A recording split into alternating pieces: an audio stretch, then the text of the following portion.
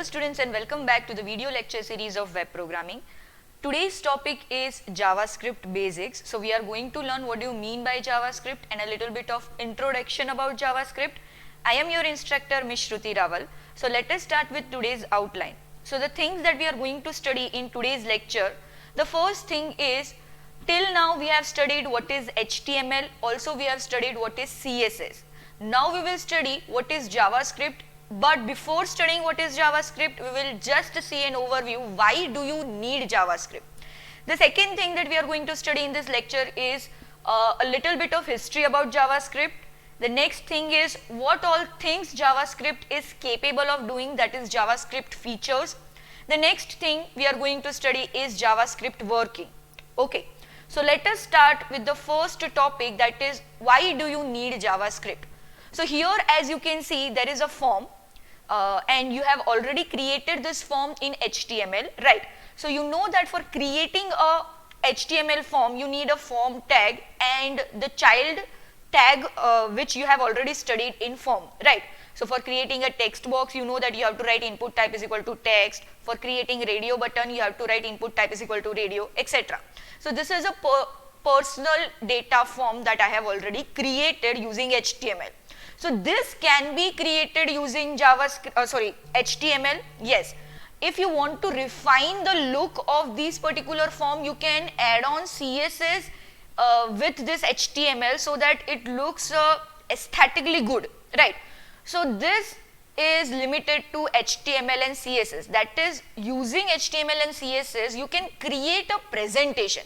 But what if you want to do some sort of logic application? For example, when the user is entering into first name or last name, what if you want to prompt the user that you are not entering according to the predefined rules, right? So for example, if the user is entering number in first name, you want to say that enter only alphabets, right?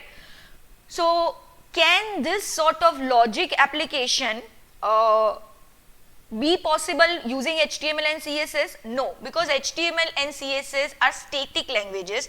They are used only for presentation. They are dumb languages. They do not understand any sort of logic application. So for that, you will have to add on any sort of programming or scripting language, and as a result of this, the first scripting language that was used along with HTML so that you can induce some sort of logic, some sort of calculation, some sort of programming in this presentation was JavaScript, right? So now it is clear that why do you need JavaScript. Let us see what is JavaScript.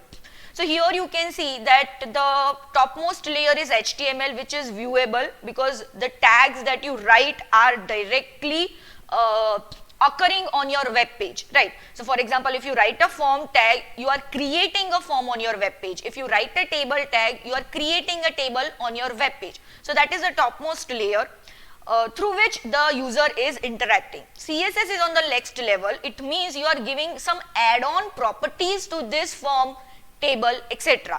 If you want the table to collapse the border, you will have to use CSS. If you want to give some sort of attractive coloring and bordering, you will have to use CSS. So CSS is basically enhancing the tag or the properties of the tag. So it comes on the second layer.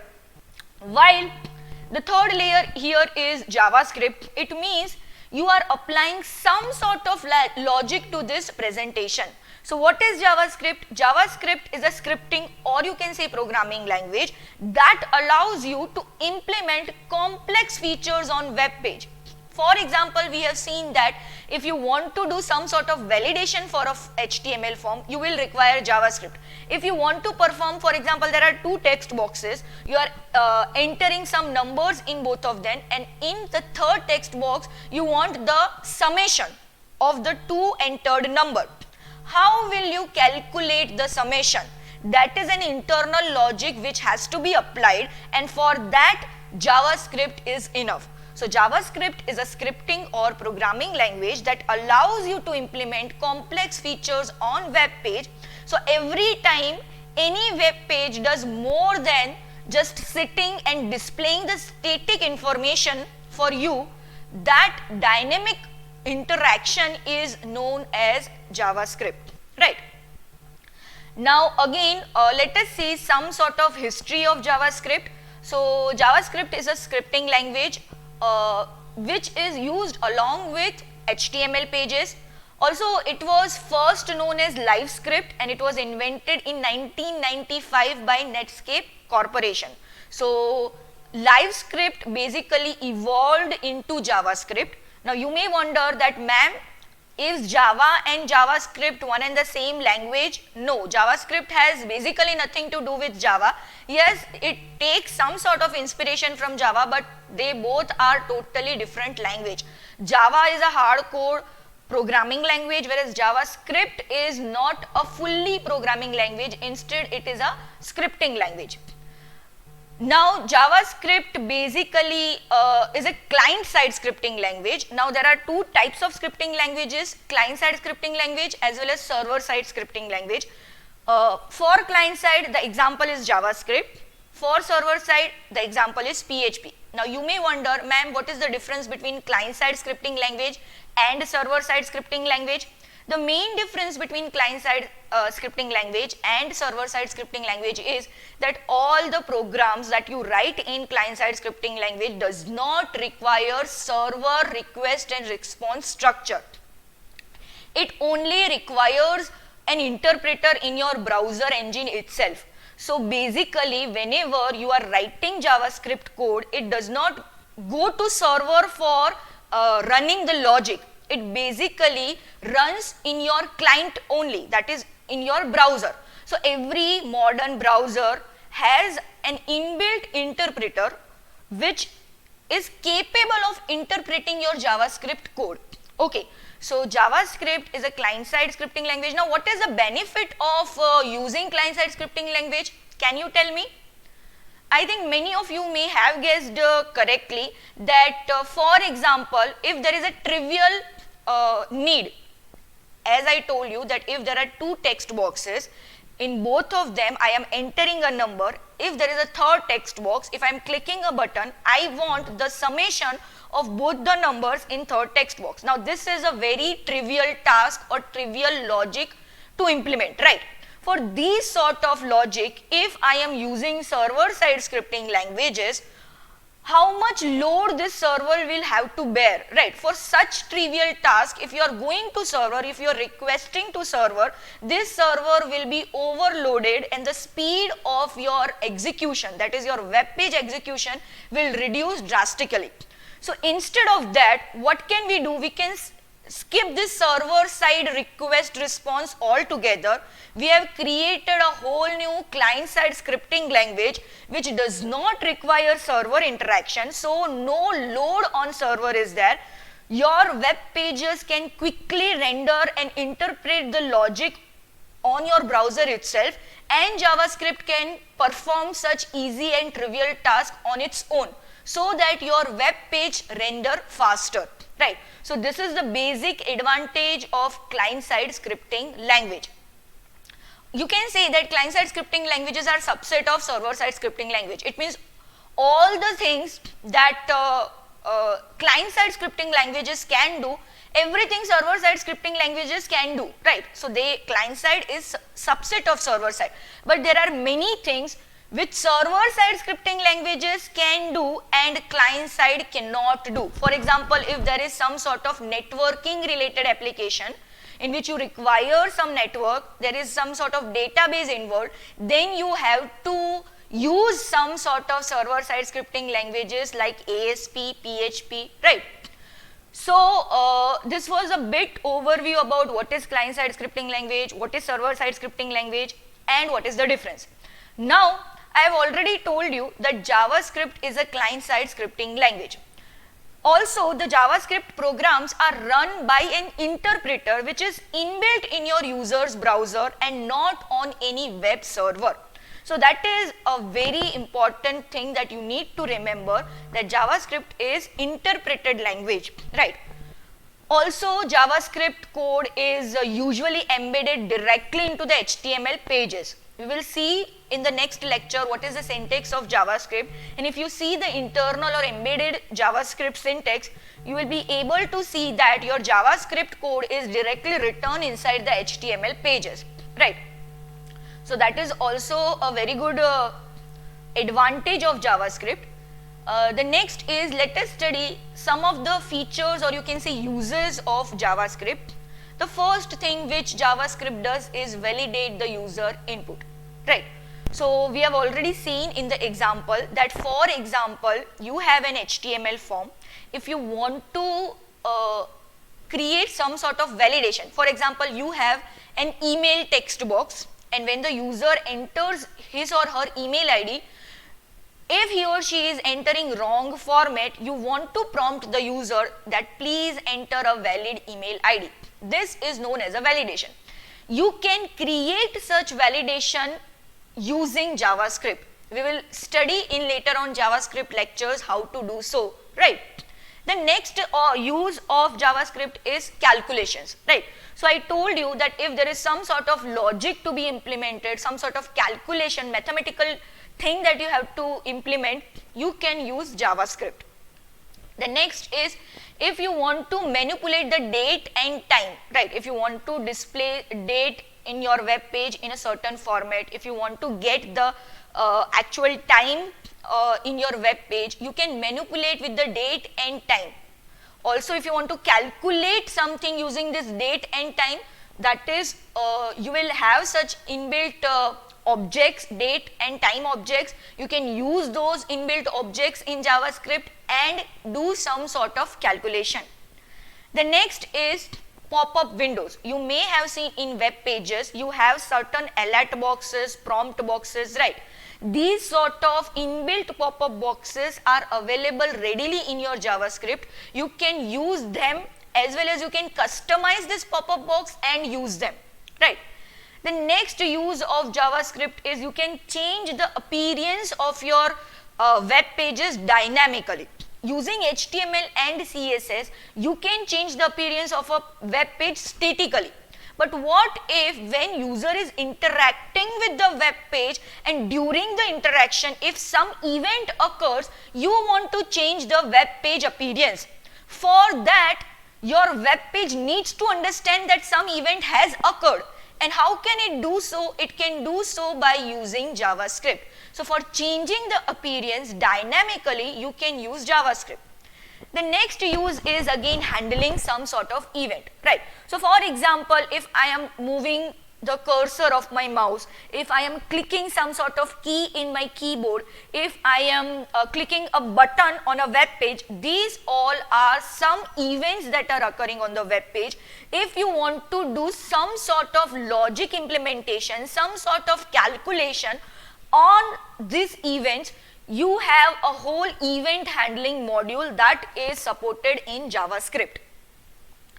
And the next is DOM manipulation. Now what do you mean by DOM? We will study what is DOM, that is document object modeling in JavaScript. So everything in JavaScript is an object, right? So if you want to do some sort of manipulation related to everything that is displayed on your web page, you can use document object modeling. We will study that in detail in later on lectures, but that is also one of the major uses of JavaScript. So these were all the features of JavaScript, or you can say uses of JavaScript. The next is that do computers understand what is JavaScript? No, computers are not aware about what do you mean by JavaScript. Basically, browsers are aware about what is JavaScript. So browsers interpret the JavaScript, and at last they convert this code into machine code that is actually understood by your computers or machine, right? So let us see how does this JavaScript actually work. So this is a simple working diagram of JavaScript. Let us try to understand how my JavaScript code is actually interpreted in browser. So here, yes, what is the working of JavaScript? The first thing is you will have to write a JavaScript code. So this is, you can see the first thing is you will have a JavaScript file in which you have some sort of JavaScript syntax or code that you have written. Now what will happen next? Next, whenever you run this JavaScript code in your web page or in your browser, may it be any browser, every modern browser has its own JavaScript engine that interprets this JavaScript code.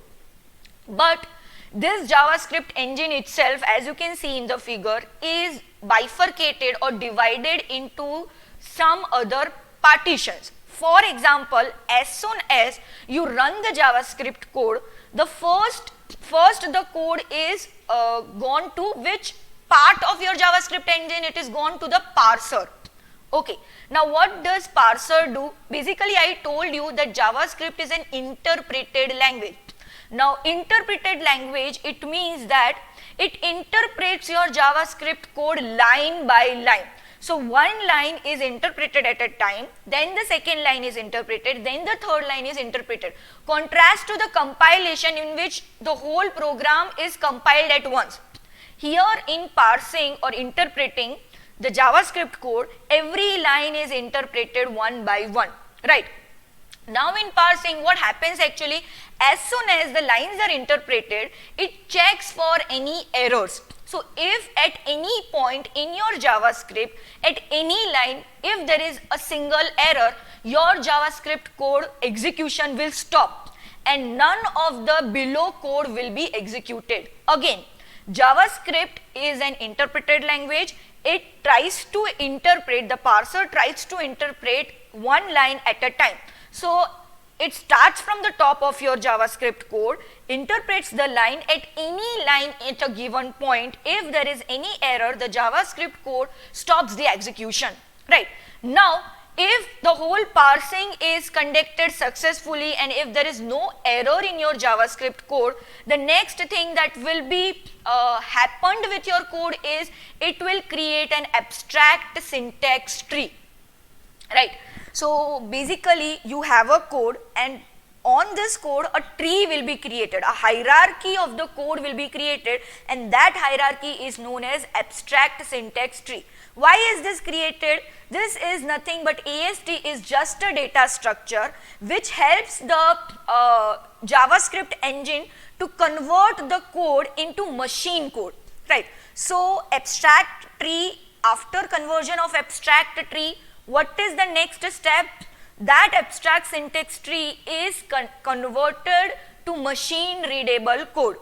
As soon as you convert it to machine readable code, what happens? Your code actually runs because machine is now able to interpret what you are trying to say, that is, it is converted to bytecode and it interprets correctly what you actually want from the code, right? So at last your logic which you have implemented in your JavaScript runs, that is your code runs on your web page. So this is how JavaScript interprets your code. Now let us see an example. So for example, this is a source code. Here you can see I have declared a variable. You will learn in the later on lectures how to declare variable, but here just for your information, if you want to create any variable, you have to use var keyword, that is var. You have to write the variable name and then you can assign any value to this variable, right? You don't need to write any data type in JavaScript, that we will learn in later on lectures. So here what have I done? I have just created a variable where age is equal to 7, right? The next thing is this particular source code will basically tokenize. It means all the tokens related to this codes will be created. So here you have a keyword, you have a variable name, you have an assignment operator, you have a literal, and you have a semicolon. So these all are basically the tokens. So the first thing that happens is tokenizing. The next thing I told you is parsing. It means line by line your code will be interpreted and it will be checked that is there any syntax or any sort of error attached to your source code. If not, and if your parsing or interpretation is done correctly and if there is no error encountered, the next thing is abstract syntax tree will be created. So let us see how is this abstract syntax tree created. So first is, you know that it is variable declaration. So in variable declaration you have an identifier, and for that identifier, what is the text? The text is age. The next is you have an assignment expression.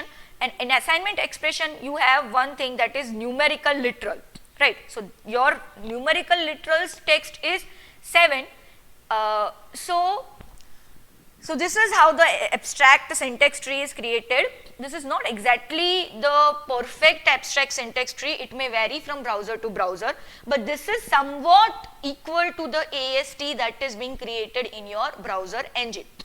After AST is created, you just need to understand that AST is just a hierarchical tree or data structure which is created so that it gets easily converted into machine code. After creating the abstract syntax tree, you can see that this is the machine code or the byte code in which this abstract syntax tree is converted. Now this byte code is actually machine readable code, which actually the machine is able to interpret and then run your code, right? So these are the actual steps with an example which happens in your JavaScript working. So I hope this lecture provides you the basic information about what is JavaScript, why do you need JavaScript, what are the uses of JavaScript, and what is the working of JavaScript. From next lecture, we will study what is the basic syntax of JavaScript and then jump on to some program. Okay, till then, thank you.